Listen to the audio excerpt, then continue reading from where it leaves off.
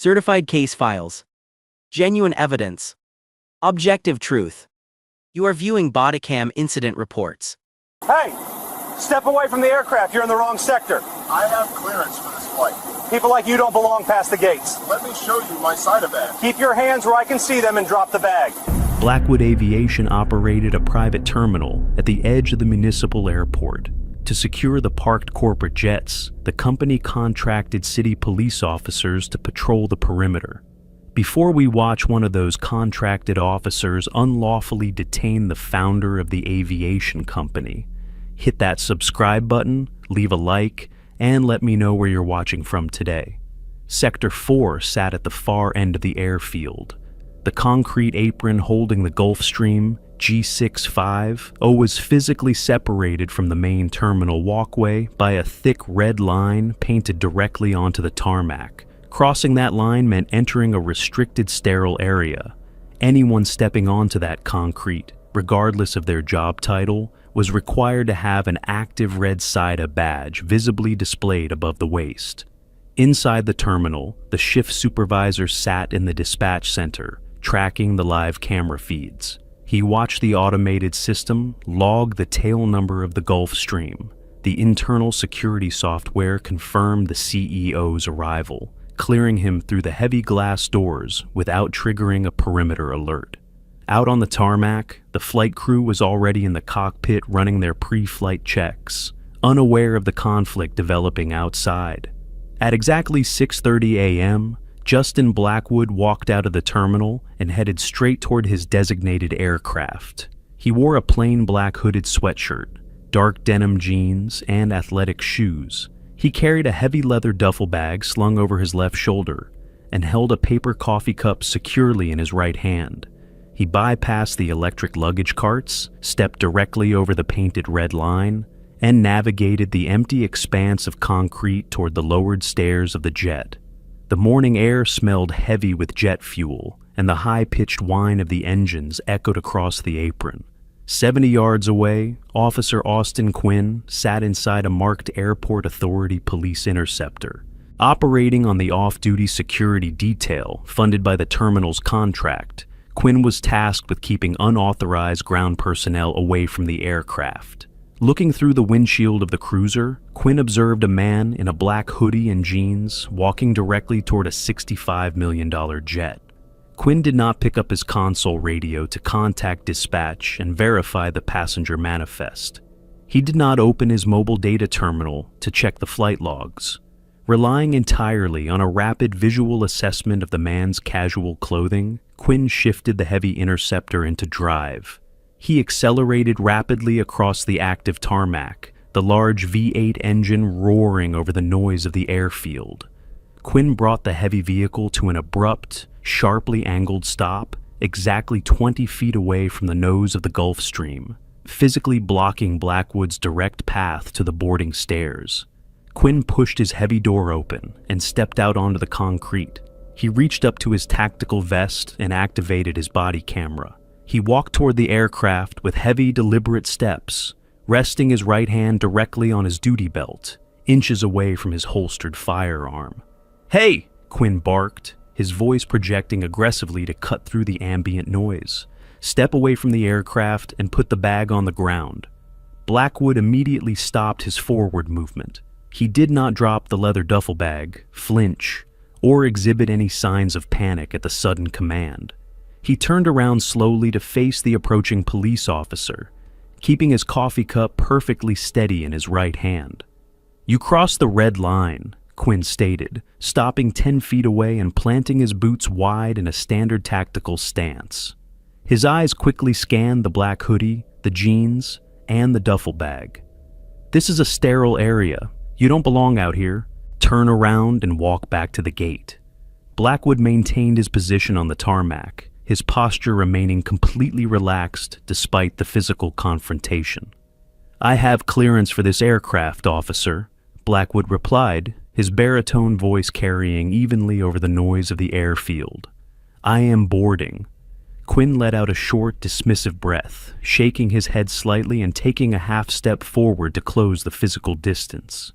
"You are not boarding anything today," Quinn commanded, his tone dropping into a tight, authoritative register. "Keep your hands exactly where I can see them. Do not take another step toward those stairs." Looking directly at the blinking red light of the body camera mounted on the officer's chest, Blackwood shifted the heavy leather duffel slightly backward on his left shoulder. Using his left hand, he hooked his thumb into the collar of his hoodie and pulled a thick red fabric lanyard partially out of his neckline. The edge of a rigid plastic SIDA badge slipped out from beneath the fabric and dangled against his chest, catching the bright morning light. "Let me show you my clearance," Blackwood said evenly. Quinn did not look at the red plastic card dangling from the lanyard. He did not halt his forward momentum to examine the seal or read the name printed on the identification. Reacting entirely to the physical movement of the suspect's hand near his clothing, after issuing a positioning command, Quinn lunged forward across the concrete. "I said keep your hands visible," Quinn shouted, closing the final few feet in two rapid, aggressive strides. Closing the final few feet in two rapid strides, Officer Quinn did not reach for his department-issued taser or the expandable baton secured to his belt. He extended his left arm, driving his open hand directly into Blackwood's right bicep with an aggressive, hard-contact grip. The sudden kinetic force broke Blackwood's balance on the concrete and caused his right hand to open involuntarily. The paper cup slipped from Blackwood's grasp. It plummeted toward the tarmac, hitting the pristine concrete apron with a heavy, wet slap.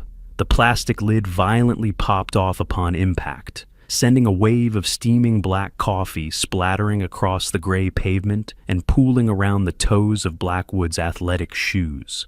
Quinn did not pause to look at the spill. Maintaining his tight grip on the suspect's arm, the officer drove his right palm firmly into the center of the black hoodie. He used his forward momentum to propel Blackwood laterally across the tarmac, steering him directly toward the parked police interceptor. Quinn shoved the suspect forcefully against the front of the vehicle, driving Blackwood's chest and shoulders down onto the sloped metal hood of the SUV. The heavy steel body panel popped loudly under the sudden application of weight. The sharp downward trajectory and the abrupt halt caused the thick red fabric lanyard to swing violently outward from the collar of the hoodie. The rigid plastic SIDA badge whipped through the air, clattering heavily against the cruiser's windshield. It slid a few inches up the sloped glass before coming to a complete rest, perfectly flat against the driver's side wiper blade. The identification card was entirely exposed.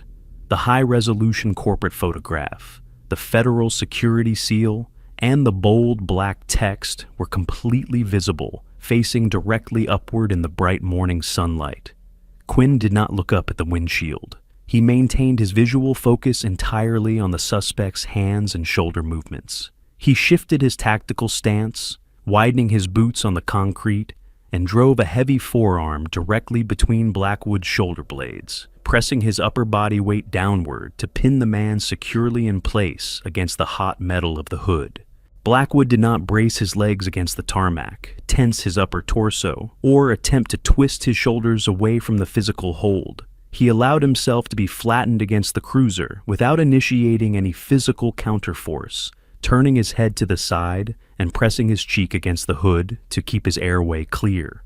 Reaching down to the back of his duty belt, Quinn unclipped a pair of hinged steel handcuffs. He grabbed Blackwood's left wrist, wrenched the arm upward toward the shoulder blades at a sharp angle, and pressed the metal jaw of the cuff against the wrist until the teeth engaged and ratcheted locked. Remaining entirely compliant, Blackwood smoothly brought his right hand behind his back without requiring any additional physical prompting.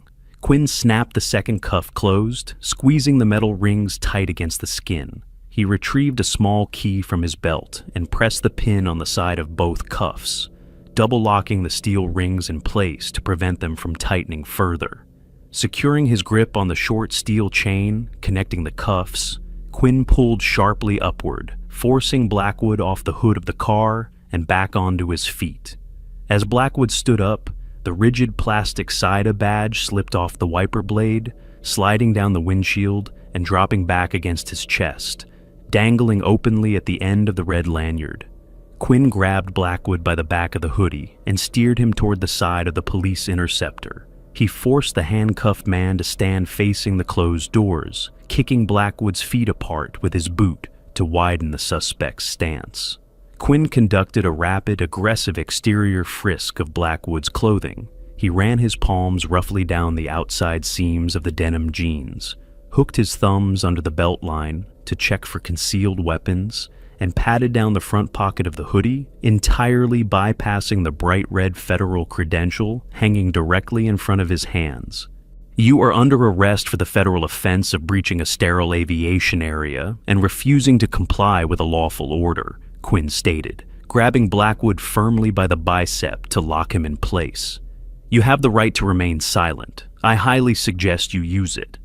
Regaining his balance on the tarmac and adjusting his posture against the vehicle, Blackwood turned his head slightly to speak directly over his shoulder toward the blinking red light of the body camera mounted on Quinn's chest.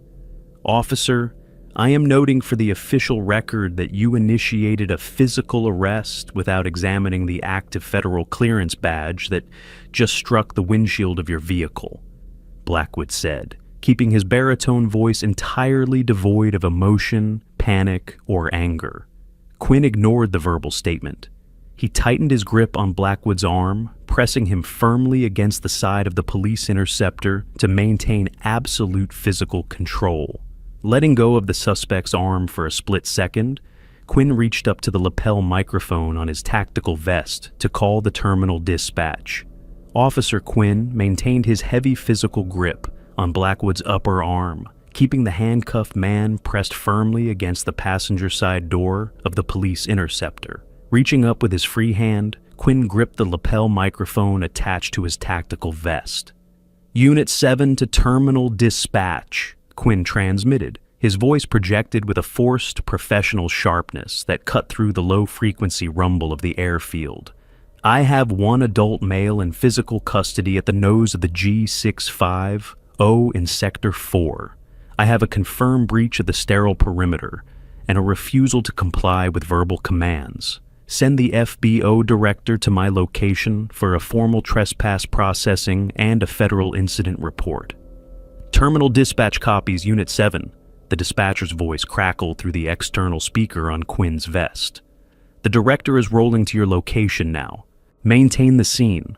Releasing the microphone button, Quinn took a half step back, dropping his right hand to rest on the heavy leather holster of his duty belt.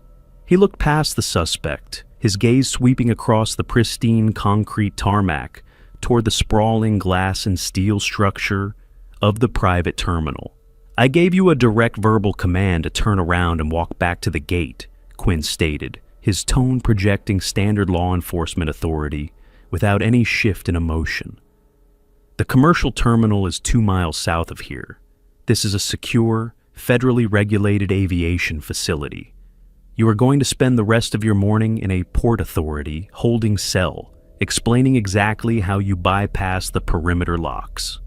Blackwood did not turn his head to look at the officer or the police vehicle.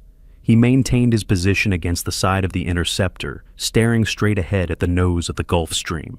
The thick red fabric lanyard remained draped around his neck, and the rigid plastic SIDA badge hung entirely exposed against the black material of his hoodie.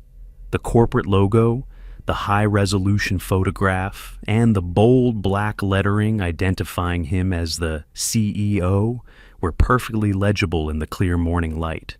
Inside the cockpit of the Gulfstream, the captain watched the physical encounter unfold through the thick plexiglass windshield.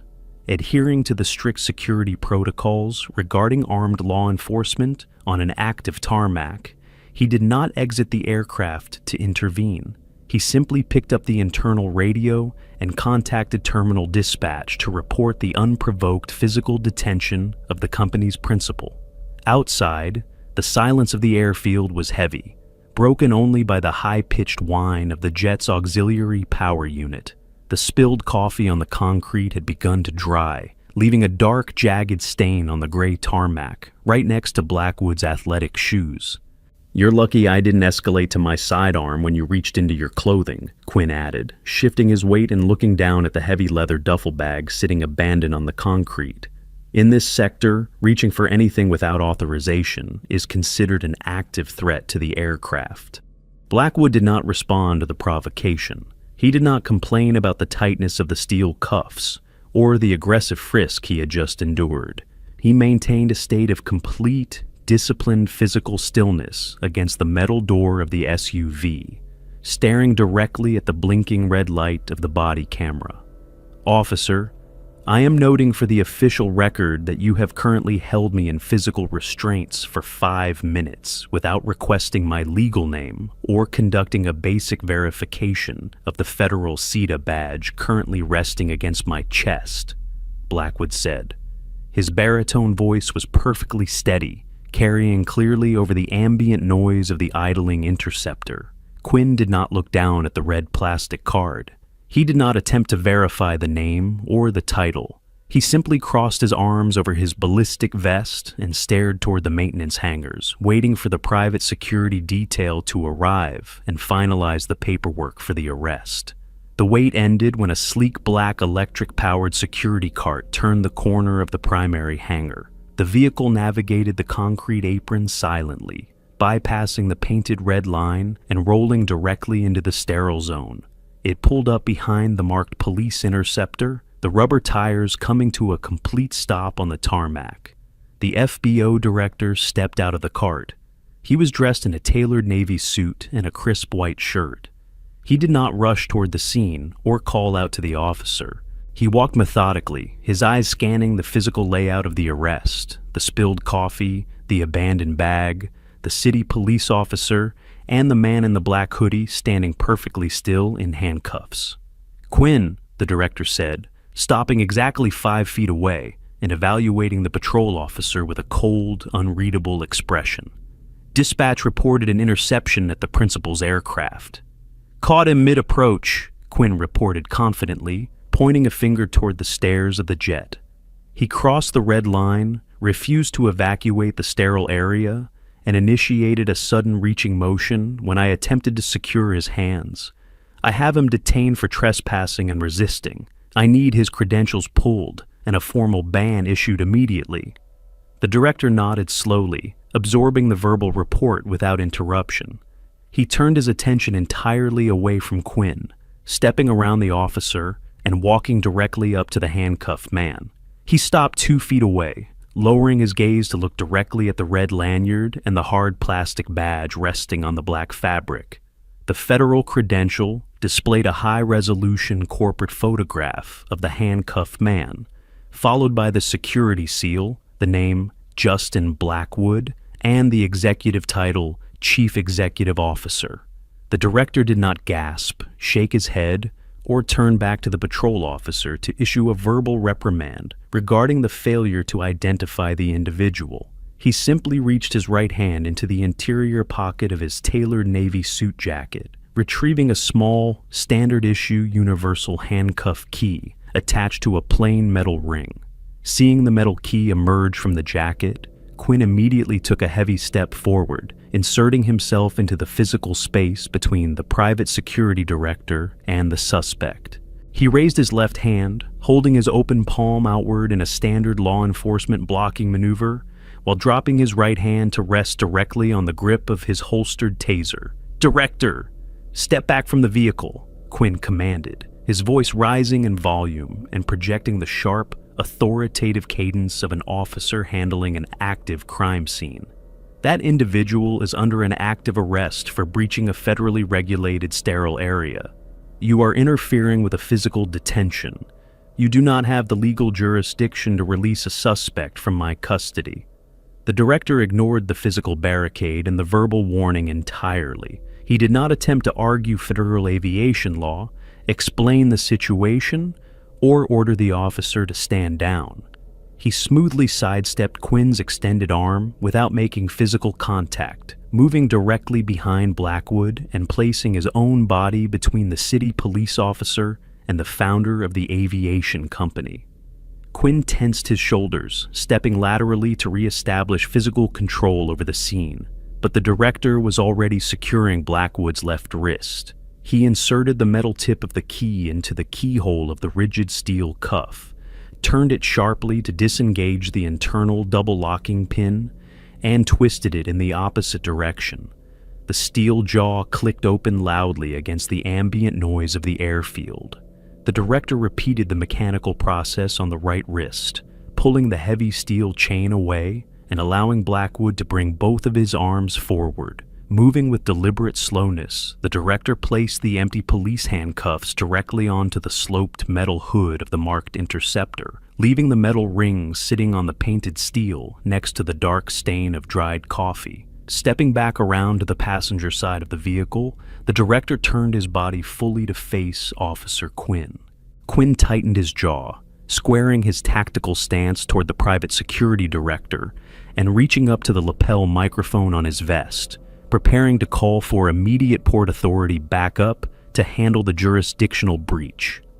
"Officer Quinn," the director said, his voice dropping in volume but remaining perfectly clear across the concrete apron, stopping the officer's hand inches from the radio button. "You have just physically assaulted, searched, and unlawfully detained Justin Blackwood, the chief executive officer of Blackwood Aviation Group." Quinn stopped all forward momentum. He stared at the director for a split second, shifting his eyes rapidly toward the man in the black hoodie, looking specifically at the red plastic badge dangling from the fabric lanyard. He did not issue a secondary command, press the radio button to call for backup, or attempt to retrieve his handcuffs from the hood of the cruiser. The color drained from his face as he remained entirely frozen on the concrete, his right hand still resting uselessly near his duty belt. Blackwood did not demand an immediate apology from the officer, raise his voice, or physically rub his wrists where the heavy steel cuffs had pressed deeply into his skin. He maintained his perfectly flat posture. Reaching down with his left hand, he gripped the red fabric lanyard and smoothly tucked the Federal SIDA badge back under the collar of his hoodie, concealing the plastic card from view. Turning his attention completely away from the paralyzed police officer, Blackwood stepped away from the side of the police interceptor, re-establishing his personal space on the tarmac. He picked up his leather duffel bag from the concrete and looked directly at the FBO director. "Director," Blackwood said, his baritone voice echoing the exact flat, unhurried cadence he had maintained since the beginning of the physical encounter. "Retrieve the officer's perimeter access credentials. We are initiating an immediate clearance freeze on this unit."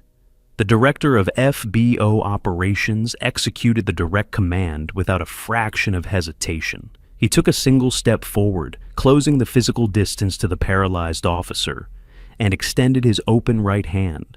He demanded the immediate surrender of Quinn's own federally issued SIDA clearance badge, the heavy steel carabiner holding the magnetic master keys to the perimeter gates, and the digital radio transponder issued exclusively to the municipal police department for the duration of the security detail. Quinn did not attempt to argue the legality of the request, nor did he ask to contact his precinct captain to mediate the exchange.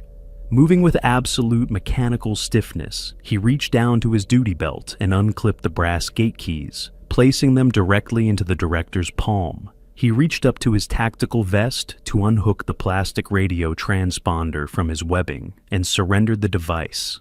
Finally, his hands shaking slightly, he unclipped his own red security badge. The director methodically secured the items inside his suit jacket, physically stripping the officer of all authorized access to the aviation facility, right there on the concrete.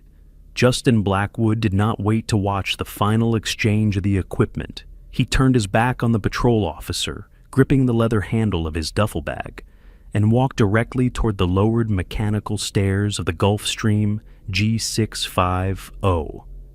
Over the high-pitched whine of the auxiliary power unit, Blackwood instructed the director to contact the Port Authority Chief of Police directly, initiate the immediate suspension of the Master Security Agreement pending a legal review, and mandate that a different city officer be dispatched to retrieve the marked police interceptor.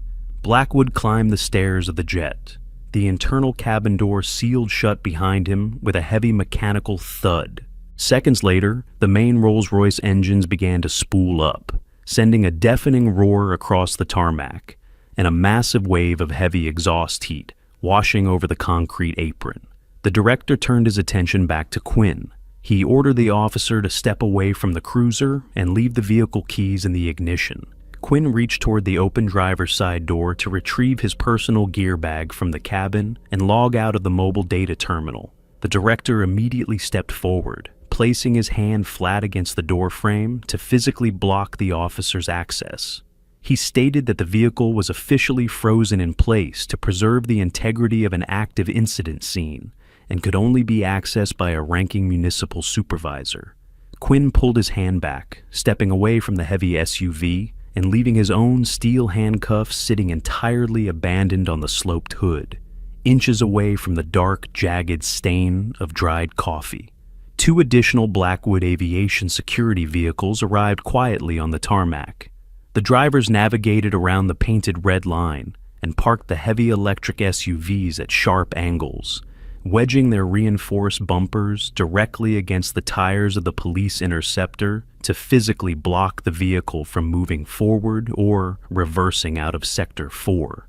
4 private security guards in tailored Navy suits stepped out, fanning out across the concrete to form a tight, structured perimeter around Quinn.